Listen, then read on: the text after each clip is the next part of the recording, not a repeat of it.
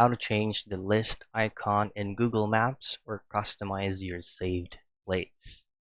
So first things first is of course open up your Google Maps on your mobile device. You just gotta make sure that it is intact and connected with your Google account, which has already been logged in.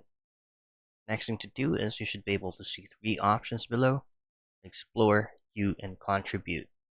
Now go to the view portion, and then on your list you can see all the specific addresses or locations that you've saved.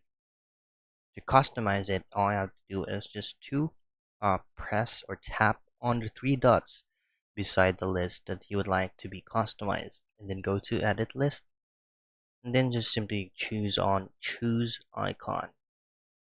In here you can scroll around any type of emojis that you would like to be seen on your list, and then just simply hit on save.